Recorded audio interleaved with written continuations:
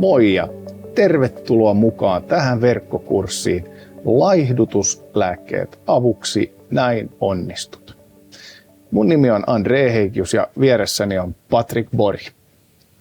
Me ollaan täällä sinua varten ja tämä verkkokurssi kertoo nimensä mukaisesti laihdutuslääkkeistä. Eli siitä aika isosta muutoksesta ylipainon ja lihavuuden hoidossa, joka parhaillaan on menossa. Ja tässä verkkokurssissa sinä tulet saamaan tietoa, informaatiota, tukea esimerkiksi siitä, onko lääkkeet vaihtoehto sinulle, mitä on hyvä tietää, jos tähän lääkitykseen päädytään, mitä elintapoissa ja tavoissa ja elintapamuutoksessa pitää tehdä, edelleen kannattaa tehdä, jotta se lääkehoito onnistuu ja tietenkin muut hyvään oloon ja terveyteen liittyvät asiat toteutuvat. Ja tässä voikin sanoa näin, että me ollaan tärkeän asian äärellä, me ollaan tukemassa sua tässä tilanteessa ja se voi olla hyvin erityyppinen, erilainen sun kohdalla. Voi tosiaan olla, että olet jo käytät lääkkeitä ja huomaat, että tässä on paljon haasteita. Siihenkin me tullaan antamaan tukea ja infoa tässä verkkokurssissa. Tullaan keskustelemaan siitä, miten eri sudenkuoppia voi välttää, miten mahdollinen lopetus näiden lääkkeiden kanssa sujuu. Tämän tyyppisiä haasteita ja kysymyksiä me ollaan tällä ratkomassa. Patrick, ole hyvä, esittele itsesi ja kerro pikkasen sun taustasta tässä myös. Joo, mähän olen ravitsemustieteilijä ja jo nuorena ensimmäinen työpaikka löytyi lihavuustutkijana liikunnan tutkimuslaitoksesta ja siitä päivästä eteenpäin on ollut sellainen niin kuin varttitutkija, pikkasen tutkinut, on ollut kuitenkin Suomen lihavuustutkijoiden yhdistyksen puheenjohtajakin monta vuotta, mutta enemmän kuitenkin sen käytännön toimia niin kuin lihavuuden parissa. Et on ollut niin kuin kaupallisia niin kuin, tämmöisiä luomassa isoja painonhallintakonsepteja, on ollut kansanterveyshankkeissa, mutta aika monella tapaa tehnyt paljon ihan yksilöityä vastaanottotyötä. On tehnyt paljon syömishäiriökeskuksessa, että monesti töitä oikeastaan 15 vuotta aikoina, että tämmöiset niin kuin syömisen erinäköiset kommervenkit ja hankaluudet on oikein tuttuja ja onneksi tiedossa on myös, miten niitä hoidetaan. Mutta on ollut urheilulääkäriasemilla, tavallisilla lääkäriasemilla ja kuitenkin suurin osa mun asiakkaista on mun mielestä ihan tavallisia painonhallinnan kanssa kamppailevia. Niin tämmöisellä taustalla ponnistetaan. Ja lääkehoitoon liittyen, niin toki nämä viime vuosina sitten omassa työssäkin on korostunut, että on nähnyt niin kuin hyvin monessa vaiheessa olevia lääkehoitoja, on asiakkaita, joilla se on just alkanut ja joilla on pitkä historia, tai semmoisia, joilla se on loppunut ja sitten haetaan tasapainoa sen jälkeen. Hyvin tutuksi on tullut.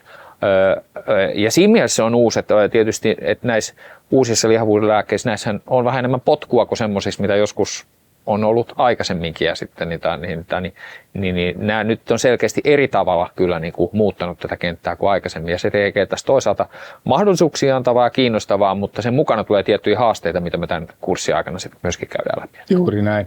Kiitos tästä esittelystä ja vähän myöhemmin me saadaan kuulla myös tarkemmin, mitä sinä Patrick teet painoklinikalla ja miten pystyt auttamaan myös verkkokurssilaisia siellä.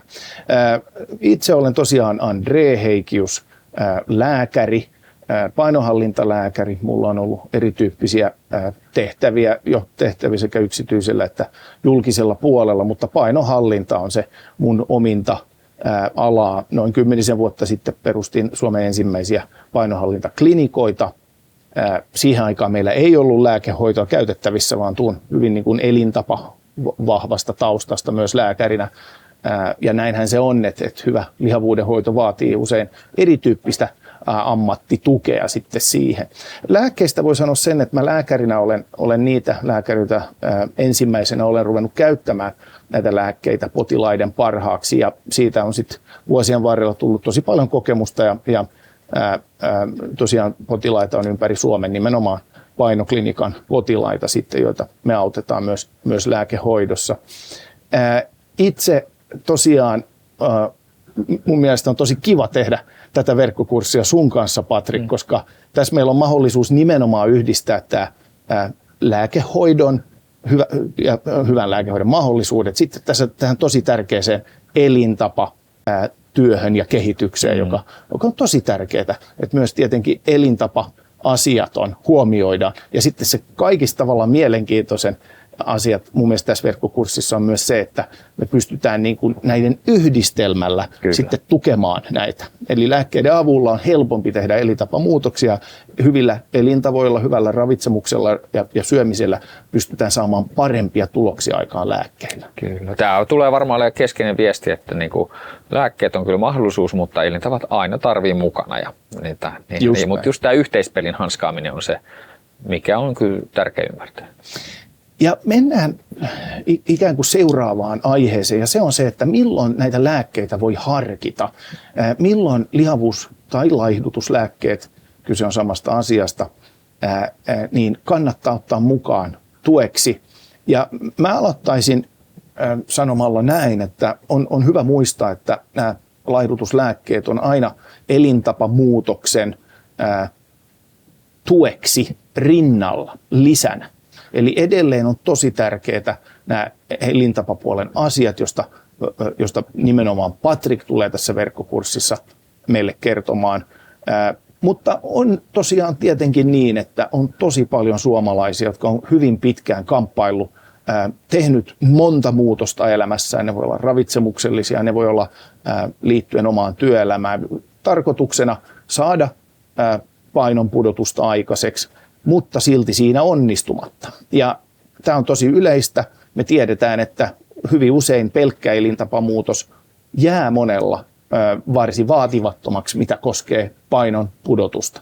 Ja samalla kun ihmisillä on eri tarpeita ja toiveita painon pudotukseen, usein voi olla terveydelliset seikat, jaksamisen syyt, miksi halutaan pudottaa painoa, niin muodostuu tärkeäksi tietenkin myös saada ikään kuin tuloksia aikaiseksi. Ja siinä nämä lääkkeet sitten on tullut viime vuosina ja tarjonnut parempia vaihtoehtoja. Mutta vielä jos pohditaan, mitä tarvitaan, jotta näitä lääkkeitä voi niin kuin hyödyntää, niin totta kai ylipaino tai lihavuus on se, mitä siellä taustalla hoidetaan. Eli jos katsotaan ihan määräyksiä, milloin lääkäri, asiaan perehtynyt lääkäri voi näitä määrätä, niin painoindeksin eli BMI:n pitää olla 30 tai yli, tai sitten 27-28 ja yli, jos on jokin sairaus, joka liittyy lihavuuteen, josta tavallaan se sairaus pahenee lihavuuden myötä tai ylipainon myötä. Ja näitä sairauksia on esimerkiksi kakkostyypin diabetes tai nivelrikko tai astma tai tämän tyyppinen. Eli nämä on ne kriteerit. Sitten on hyvä muistaa, että eihän se pelkkä painoindeksi kerro rasvan määrästä, että yleensä lisään tähän ehtona myös sen tietenkin, että lääkäri pitää todeta, että siellä on ylimääräistä rasvaa, terveyden haitallista rasvaa, kudosta. Eli silloin aletaankin olla tilanteessa, jossa näitä lääkkeitä voi pohtia. Patrick, minkälaisia ajatuksia sinulla herää liittyen tähän, että milloin on sopiva hetki aloittaa lääkehoito elintapa muutosten rinnalle? Joo, en sanoisi, että on varmaan mitään niin kuin yhtä oikeaa hetkeä. Että varmaan on aina niin kuin lääkärin kanssa tehtäviä päätöksiä yhdessä, mutta niin kuin itsekin, niin minäkin olen tottunut tekemään töitä elintapapuolella ajalla, jolloin niin kuin lääkkeitä ei oikeastaan ollut tähän asiaan. Ja kyllähän elintapahoito toimii lihavuudenhoidossa tosi hyvin, kun saadaan vaan niin kuin riittävästi kontakteja ja hyvä hoitojatkumo siihen. Niin on tottunut silleen, että mennään elintavoilla liikkeelle, opetellaan niitä kaikkia asioita, mitä tässä kurssiaikana tullaan niitä opettelemaan ja kertomaan. Ja yleensä niillä saadaan kyllä ihan hyviä tuloksia painohallintaan. Mutta on erilaisia tilanteita, erilaisia ihmisiä, että joillakin ihmisillä huolimatta siitä, että me tehdään hyviä elintapamuutoksia, niin se paino vaan vaikuttaa aika resistentiltä, että se ei laske ihan sillä tavalla, kun sitä niin kuin olettaisiin. No monestihan kyllä asiakaskokemuksilla on aina, että ihmiset ajattelee, että no mä oon se, jolla se ei laske, niin kuin, että musta tuntuu, että mä oon just se, jolla se ei laske oletetusti ja siihen mä en niin kuin luottaisi. Mutta kun, niin kuin, ehkä niin kuin, kun ammattilaisenkin kokemuksessa näkee, että okei, no nyt siellä on tehty niin kuin oikeita asioita, se ei silti tunnu etenevän, niin sit mä ajattelen, että, niin kuin, että nyt niin kuin lääkehoidosta voisi hakea tähän tukea kyllä niin kuin vauhdittamaan sitä asiaa ja niin kuin, niin se on yksi paikka. Toki toinen ajatus, että elintapamuutoksia pitää aina enemmän tai myöhemmin opetella, mutta joskus voi olla vaan enemmän kiire sen painon kanssa tai Tai sitten on sellainen tilanne, missä just nyt ei ole ehkä realistista, että se elintapapuoli etenee nopeammin, mutta niin kuin myöhemmin siihenkin pääsee kiinni. Niin sitten voidaan lähteä niin kuin mun mielestä lääkkeellä. Niin kuin se on ihan hyvä tapa. Tai sitten mä erityisesti sanon, että no nyt olisi mun mielestä lääkkeiden paikka. Mutta tämä on vaan niin kuin oma tapa toimia, että hyvin elintapapohjaisesti ensin liikkeelle ja sitten jos siinä joku vähän sakkaa ja ei toimi, niin sitten niin kuin lääkepohdinta mukaan, mutta niin kuin sanoin, ei ole mitenkään väärin lähteä lääkettä edellä liikkeelle myöskään. Tosi hyvä ja tärkeitä ajatuksia juuri liittyen tähän. Mietitään ja pohditaan hetki, että miten nämä uudet laihdutuslääkkeet toimivat. Mikä niissä on mekanismi, joka nyt sitten auttaa yhä useampia potilaita pudottamaan painoa. Lyhyesti ilmastuna kyse on siitä, että nykyään nämä lääkkeet auttavat vähentämään ruokahalua, lisäämään kylläisyyttä. Ja se erottaa nämä lääkkeet aiemmista kokeiluista, jos sanotaan näin. Ja usein tällainen mekanismi voi olla oikein hyvä tukemaan myös sitä elintapamuutosta. Eli lähdetään niin kuin laadullisin ja muilla keinoin parantamaan syömistä, jaksamista ja näin. Eli usein saadaan niin kuin helpotusta myös siihen elintapamuutosten tekoon. Kuten kaikilla lääkkeillä, näillä lääkkeillä on myös haittavaikutuksensa, niistäkin tulen puhumaan tässä kun edetään, koska on hyvä muistaa, että lääkityspäätös sisältää tiettyjä asioita, joita on hyvä huomioida. Ei vähiten se, joka tulikin jo tässä kertaalleen mainittua, johon tulemme palaamaan varmasti useasti tämän verkkokurssin aikana. Eli se, että kun tämä lääkitys aloitetaan, niin on tärkeää, että saadaan myös seurantaa tästä. Eli se lääkäri tai se hoitotaho, joka tätä lääkettä on määrännyt sinulle tueksi, niin pystyy myös auttamaan sinua, kun hoito jatkuu ja voi tulla haasteita tai muutoksia lääkityksessä tai elintavoissa. Eli tämmöiset asiat on hyvä pitää mielessä. Kyse ei ole vain yhdestä reseptistä ja sitten lähtee asiat tapahtumaan itsestään. Mennään pikkasen tarkemmin näihin lääkkeisiin. Tosiaan jonkin aikaa meillä on ollut jo vähän, voidaan sanoa vähän eri tavalla, pikkasen helpommalla tavalla toimiva Orlistat-niminen lääke, joka on oikeastaan rasvasieppari, eli se vähentää rasvan imeytymistä. Tämä ei kuulu näihin uudempiin lääkkeisiin, josta me tässä verkkokurssissa tullaan puhumaan vähän enemmän. Mutta se on hyvä tietää, että se on edelleen olemassa vaihtoehtona. Mutta nämä uudemmat lääkkeet, lähdetään katsomaan niitä vähän tarkemmin. Eli yksi näistä uudemmista lääkkeistä on nimeltään bupropioni naltreksoni vaikuttavana aineenaan ja kauppanimenä Mysimba. Tämä on lääke, joka vaikuttaa aika paljon keskushermoston kautta, nimenomaan nälkää vähentäen, ruokahalua vähentäen, kylläisyyttä lisää, mutta myös itse asiassa aivojen palkitsemisjärjestelmässä niin, että ruoasta tai herkuista ei tunne oikeastaan samanlaista palkintoarvoa kuten aikaisemmin. Tämä lääke voi olla aika hyvä esimerkiksi sellaiselle ihmiselle, joka tunnistaa tai jossa vastaanotolla tunnistetaan, että on esimerkiksi tunnesyömisen komponentteja mukana. Tämän lääkkeen haittavaikutuksina voi olla pahoinvointia, ummetusta, voi olla huimausta tai muuta tämän tyyppistä keskushermostotoimintaan niin kuin viittaavaa haittavaikutusta. Kuten yleensä näissä lääkkeissä, niin nämä haittavaikutukset yleensä ovat lieviä ja häviävät, mutta yksilölliset erot on isoja. Tämäkin on lause, joka tullaan toistamaan Patrikin ja mun toimesta monta kertaa. Me ollaan kaikki erilaisia, eli myös lääkkeiden vaikutus on hyvin erilainen meillä kaikilla, ja siksi me halutaankin kertoa esimerkiksi haittavaikutuksista ja mekanismista tarkkaan, jotta saat kuvan siitä, miten nämä toimii, mutta sitten aina tietenkin päätös tehdään lääkärisi kanssa ja sitten hyvällä seurannalla katsotaan, miten eri lääkkeet toimivat juuri sinulle. Edelleen tästä bupropioni naltreksonista eli Mysimbasta. Se on tablettilääke. Se otetaan kerran aamulla ja sitten on iltapäivä tai iltaannos. Ja annosta nostetaan semmoisen järjestelmän tai ohjelman, suunnitelman avulla. Tässä on hyvä muistaa, että tätäkin voi sitten tarvittaessa säätää oman lääkärinsä kanssa. Eli nämä uudempien laihdutuslääkkeiden nostotaulukot tai suunnitelmat, annostelutaulukot, ne ei ole kiveen hakattuja, vaan niistä kannattaa keskustella sen oman lääkärinsä kanssa, jotta hoito onnistuu. Sitten ehkä mainitsen vielä sen, että tämä Mysimba on yksi 2 tällä hetkellä Kela-korvattavasta lääkkeestä, eli tiettyjen rajaehtojen puitteissa on mahdollista saada rajoitettua peruskorvattavuutta tähän Mysimba-lääkkeeseen. Tässä tapauksessa niin Mysimba on siitä vähän erilainen, että muun muassa riittävän korkea BMI riittää tämän korvattavuuden saamiseksi. Eli jos BMI on 40 tai yli, niin tämän korvattavuuden voi saada. Näistä tarkemmista ehdoista kannattaa lukea esimerkiksi lääkehakupalvelussa tai muualla. Näistä me tullaan puhumaan vähän tarkemmin, mistä löytää lisätietoja sitten näihin lääkkeisiin tutustumista varten. Mennään listassa eteenpäin. Toinen lääkeaine, joka on nimenomaan viime vuosina tullut potilaiden tueksi, on liraglutidi vaikuttava aineena ja sen kauppanimi on Saxenda. Se taas imitoi suolistohormoneja, se matkii meidän suolistohormoneja. Se on niin sanottu GLP-1-analogi tai reseptoriagonisti.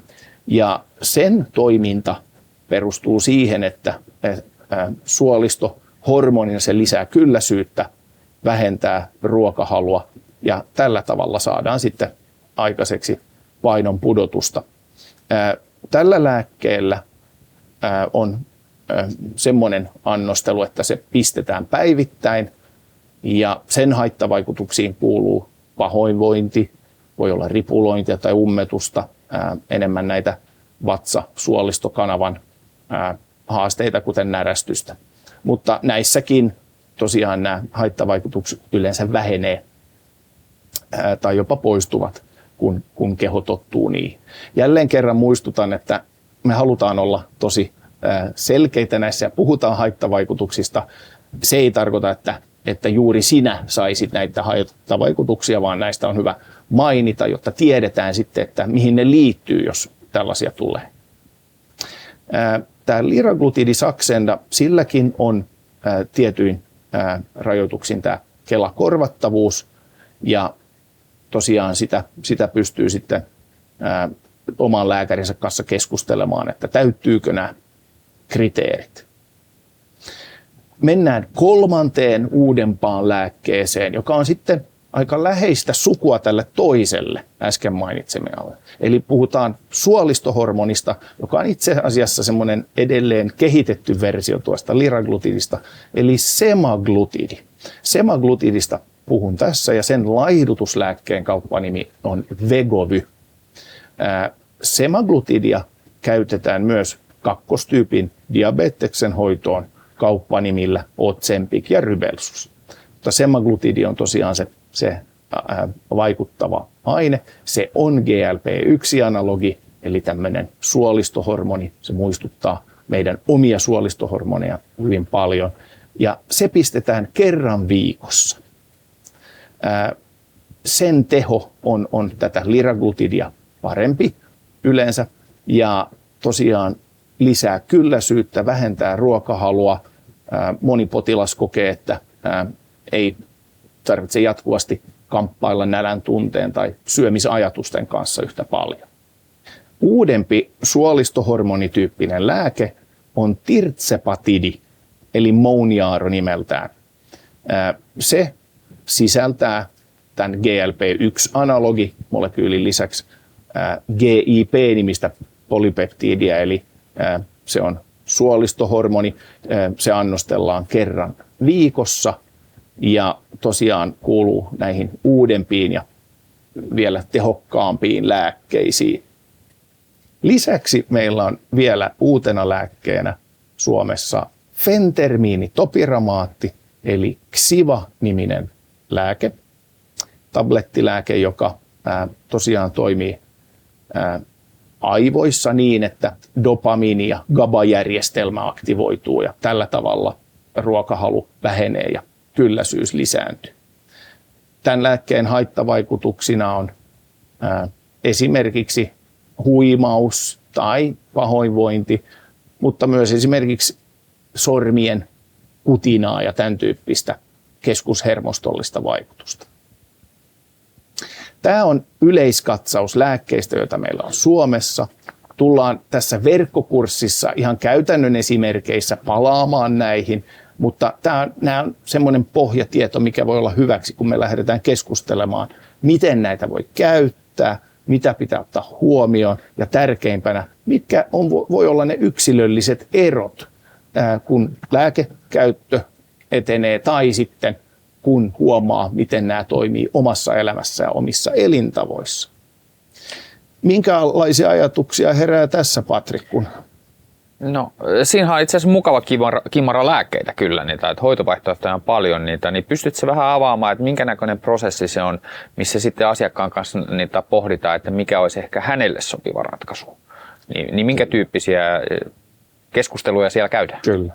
Sä oot tosi tärkeän asian äärellä ja voin kertoa sen, että just tätä, mikä lääke sopii parhaiten kenellekin, se on tosi kuuma peruna myös tutkimusmaailmassa tällä hetkellä. Pyritään ymmärtämään, minkä tyyppinen ylipaino tai lihavuus toimii milläkin tavalla ja mikä lääke toimisi parhaiten kenellekin. Voi sanoa näin, että meillä ei ole tällä hetkellä tämmöisessä arkisessa, kliinisessä käytössä semmoisia työkaluja, jotka suoraan voisi sanoa, että tälle ja tälle ihmiselle tämä on paras lääke. Eli jossain määrin me joudutaan aloittamaan, kokeilemaan, mutta totta kai, niin kuin kaikessa, sekä tutkimustulokset että kokemus vaikuttaa siihen, että me saadaan kiinni, minkälainen ihminen on kyseessä, mitkä on ne suurimmat haasteet ja sitten tietenkin, mitkä ovat ne semmoiset vasta-aiheet, jotka esimerkiksi aiheuttaa sen, että no, tätä lääkettä ei voi mitenkään käyttää jonkun tietyn henkilön kohdalla. Eli voikin sanoa näin, että ihan siinä lääkärin vastaanotolla käydään läpi juuri tätä taustaa, mitkä on ne painohallinnan suurimpia haasteita, mutta myös mennään tarkemmin siihen, että onko esimerkiksi miten se nälän tuntemus muodostuu, minkälaiset haasteet liittyy siihen syömiseen. Ja tällä pystytään jo erottamaan jonkin verran, minkälainen lääke voisi toimia parhaiten. Toinen tärkeä seikka on esimerkiksi se, että mikä se terveystilanne noin muuten on. Osa näistä lääkkeistä, varsinkin nämä suolistohormonit, niillä onkin sitten muitakin vaikutuksia kuin pelkästään kylläisyyteen ja nälän säätelyyn. Esimerkiksi nämä nimenomaiset suolistohormonit niin tasaavat verensokereita. Niillä itse asiassa pystytään vähentämään merkittävästi isojen sydäntapahtumia, eli sydän- ja verisuonitautien riskiä niillä ihmisillä, joilla on ylipainoa ja lihavuutta. Eli tällä tavalla voidaan vähän nimenomaan hakea sitä lääkettä, josta on eniten hyötyä myöskin. Sitten totta kai näihin arvioon liittyy moni muukin asia. Joskus se voi liittyä siihen, että millainen annostelumuoto tai sitten lääkkeen hinta, totta kai, koska edelleen tilanne on tietenkin se ja tulee varmasti jatkumaan, että suurelta osin nämä lääkkeet joutuu rahoittamaan itse. Tänään ollaan tosiaan tässä verkkokurssin ensimmäisessä jaksossa keskusteltu siitä, milloin lääkkeitä voi harkita, miten ne toimivat, miten tärkeä elintavat on huomioida. Ja sitten myös ollaan keskusteltu näistä erilaisista lääketyypeistä ensimmäistä kertaa. Seuraavassa jaksossa keskustellaan siitä, miksi elintapapuoli on niin tärkeä, millaiset muutokset on olennaisia ja merkityksellisiä siinä, myös onnistuneen lääkehoidon vuoksi. Seuraavassa jaksossa keskustellaan myös siitä, miten lääkehoito kannattaa aloittaa, mitä on odotettavissa, kun se jatkuu, ja entäs jos lääkettä lopetetaan, mitä silloin tarvii huomioida. Nähdään seuraavassa jaksossa. Hienoa, että olette mukana tässä verkkokurssissa. Moi moi!